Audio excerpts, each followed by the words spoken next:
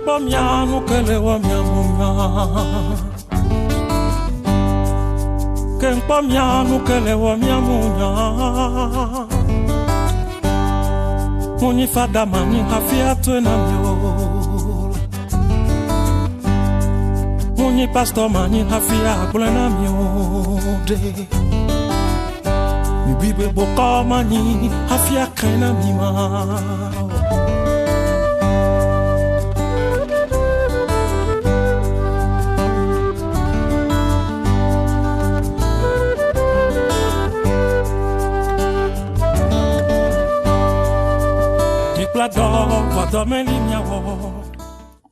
Togo, petit pays de l'Afrique de l'Ouest, a une superficie de 56 600 km² et d'une population d'environ 6 millions d'habitants. Le Togo est reconnu pour l'hospitalité légendaire de ses habitants. À cela s'ajoutent des sites touristiques qui offrent aux visiteurs de belles opportunités de découverte des diversités culturelles et naturelles. Tout comme bon nombre de pays africains, la population togolaise est jeune. Plus de la moitié des Togolais vivent quotidiennement de moins d'$1. Afin de pallier à cet état de précarité, les autorités gouvernementales initient des projets pour redresser la situation.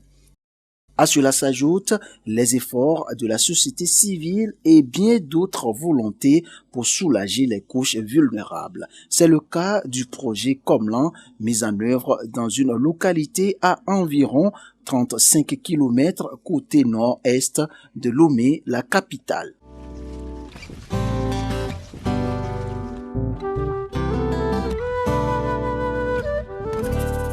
Le site du projet est un village logé dans la préfecture de Zio avec une population de près de 25 000 habitants. Ces derniers survivent essentiellement de l'agriculture, notamment de la riziculture qui emploie une main-d'œuvre importante. L'espérance de vie dépasse rarement 45 ans en moyenne.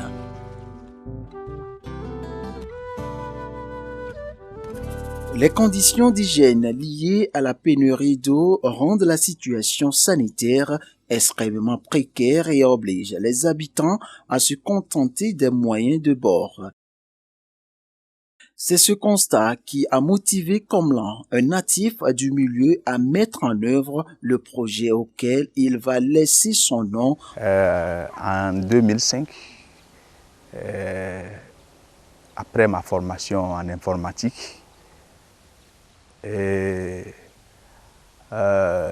fallait aussi aider en contrepartie ceux qui ont payé ma formation.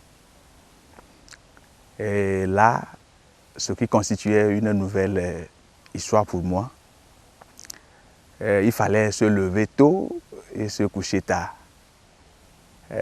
Épuisé dans mes tâches quotidiennes, j'ai posté sur un site chrétien.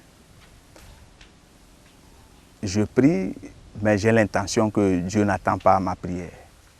Et soudain, j'ai eu la réponse d'un habitant belge. Et ce monsieur s'appelle monsieur Florent Roisin. Et il m'a répondu favorablement. Dès les premiers échanges, je lui ai fait part de la pauvreté, du désespoir à Corvier. Par sa foi et les courriers que nous échangeons entre nous, je dirais que je suis devenu un homme debout qui a retrouvé ma dignité et la force d'aller en avant. Malgré que ma situation n'était plus comme avant, je savais que la plupart de mes jeunes, les jeunes de mon âge et les plus petits de mon âge ne pourront jamais faire le cavalier seul. Soucieux de l'avenir des orphelins du milieu, ce jeune homme de 25 ans a souhaité offrir à ses couches déshéritées un lendemain meilleur. Une lourde mission qu'il s'est assignée en partenariat avec de généreux amis belges. En 2007, j'ai connu grâce à M. Florent Roisin, M. Christophe Hénon.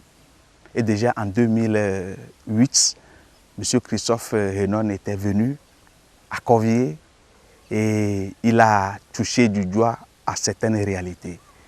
Dès son retour, je dirais, une nouvelle page s'ouvre. Le projet Comlan vient de naître. C'est ainsi que le projet Comlan a reçu l'aval des autorités du pays en mai 2011. Un quitus avec lequel il peut désormais intervenir sur toute l'étendue du territoire national pour un seul but, améliorer les conditions de vie sociale, scolaire et professionnelle des jeunes afin d'enclencher un développement humain durable. Depuis 2005, Projet Comlan a mis en place un mécanisme de redynamisation du secteur de la riziculture. Grâce à un motoculteur offert par les partenaires belges, une trentaine de personnes mangent à leur faim dès la naissance du projet Comlan. En 2006, l'association s'est lancée dans la fabrication des tables-bancs pour remplacer les briques dont les élèves se servaient pour s'asseoir et sur des cours. 3 ans plus tard, 3 bâtiments scolaires ont été construits dans de différentes localités à Corvier. EPP Corvier Centre, Atidé et Djogbeto. Le projet Comlan a à son actif 6 établissements scolaires. En dehors de ceux déjà cités, nous avons EPP Corvier Kwepedo, lycée de mission Tové, puis Sogé Bavé.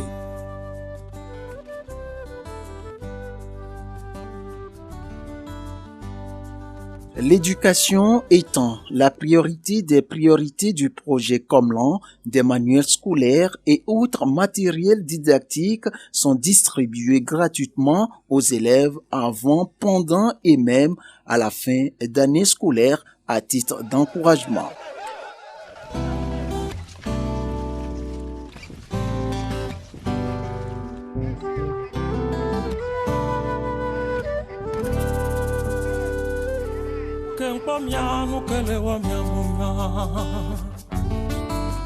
Les résultats sont satisfaisants et les bénéficiaires n'hésitent pas à rendre témoignage. Je dis merci à Projet Comlan. Je vais devenir une sage femme pour accoucher les femmes. Je vais lire et apprendre ces livres pour devenir quelqu'un demain. Le projet Comlan ne fait que nous émouvoir. Nous sommes tellement émus par ces réalisations. Non seulement il fait des projets concrets, par exemple après avoir construit les bâtiments, il se soucie des enfants à les apporter, à équiper ces classes et à apporter aussi aux enfants les manuels pour qu'ils puissent étudier. Nous venons d'assister à la distribution des dictionnaires, des livres de mathématiques, de sciences, de la littérature, etc. Nous sommes tellement émus. Et chaque professeur également a été équipé. Et donc cela nous donne beaucoup de joie. Et nous prions, n'est-ce pas, le Tout-Puissant de continuer par les protéger, à protéger tous ceux qui sont ici et qui représentent les donateurs de l'autre côté. Nous remercions également le Tout-Puissant de protéger les donateurs de l'autre côté pour qu'ils puissent continuer par les soutenir, ceux qui sont sur place, pour que l'œuvre de l'éducation puisse avancer dans notre communauté. Des centres de formation en couture, menuiserie et maçonnerie sont également érigés et mis en marche pour les couches qui préfèrent embrasser l'apprentissage. Les formateurs et les formatrices sont des gens qui ont été envoyés par l'association en apprentissage. Et donc quand ils sont sortis, ils doivent d'abord travailler pour l'association pendant 3 ans pour former d'autres personnes pour la relève. Nous déplorons quand même que notre objectif n'est pas tellement atteint en ce domaine parce que nous sommes dans un milieu où les gens parce qu'il y a la rizière à côté où on fait la riziculture. Les gens préfèrent aller là pour avoir de l'argent liquide en même temps à la fin de la journée. Ou bien il y a du Zemidjan, les taxis-motos qui sont là et les jeunes préfèrent aller. Jusque-là, dans notre section de menuiserie, on avait recruté 2 apprentis, mais ils n'ont pas fait long feu. Ouais. C'est au niveau de la couture que ça marche. Sinon, nos maçons, ils sont très dynamiques, mais les jeunes du milieu ne veulent pas apprendre la maçonnerie, ils veulent plutôt aller en ville où on pense qu'il y a un mieux-être. Bon, nous avons pensé diversifier la formation au niveau du centre, mais il faut qu'il y ait d'abord une forte demande. L'arrivée de projets comme là nous a beaucoup réjouis. Nous avons eu beaucoup de réalisations en notre faveur. La construction d'infrastructures scolaires, le don de matériel didactique, des ateliers d'apprentissage ouverts à la jeunesse et bien d'autres atouts. Dans notre atelier ici spécialement, nous fabriquons des biens mobiliers que nous mettons en vente. Nous sommes très fiers de cette initiative grâce à laquelle je vis et je ne peux que dire merci à Komla. Le projet Komla m'a apporté ma vie et mon avenir. Aujourd'hui, je peux qualifier projet Komla parce qu'il m'a donné beaucoup de choses pour mon avenir. Dans notre atelier de couture, nous avons 11 filles qui sont en apprentissage. Après 3 ans de formation, elles peuvent devenir autonomes dans leurs propres ateliers. Outre les commandes, nous exposons en vente les habits que nous confectionnons ici. Projet Komla a pu nous délivrer de notre état de pauvreté. C'est un soulagement pour nous tous.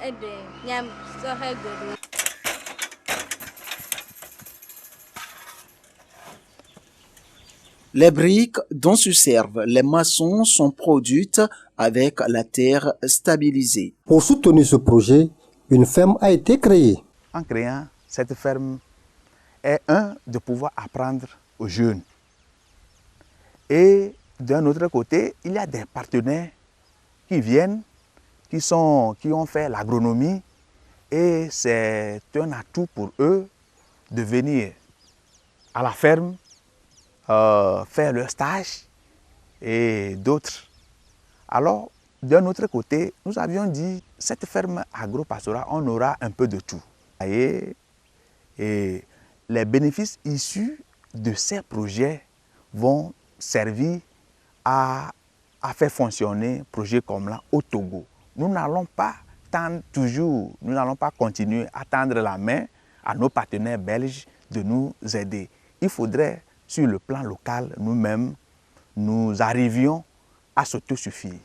Donc voilà, l'objectif pour cette ferme est de pouvoir permettre à un projet comme là d'être autonome. Avec le projet Komla, le pari semble être gagné en grande partie. Depuis 2005 à 2014, l'association a pu construire 6 bâtiments scolaires et un centre de formation. Ces actions ont été menées dans le canton de Corvier. Corvier n'est pas le seul canton du Togo. En 2017, nous allons étendre nos actions vers le nord du Togo et voir ce qu'on peut faire pour aider les jeunes qui sont de ce côté-là.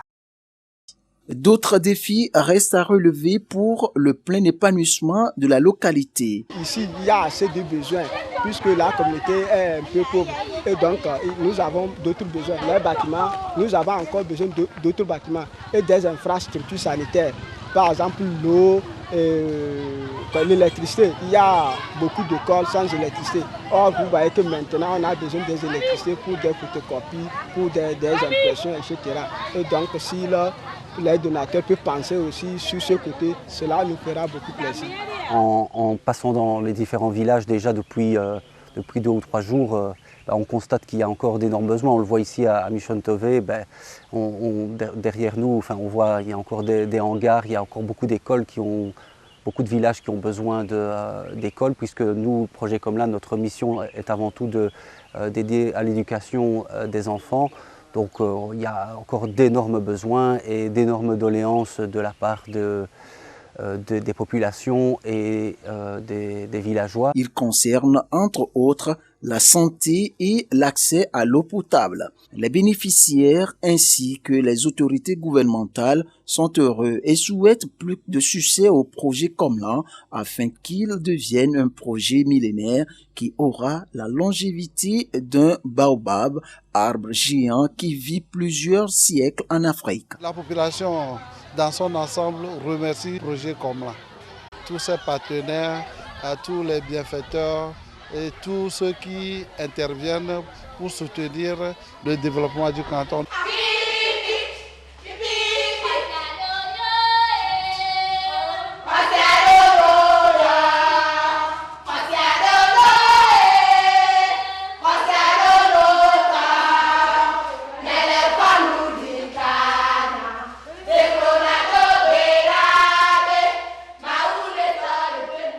Pour plus d'informations et ou contributions, rejoignez-nous sur www.projet-komlan.org.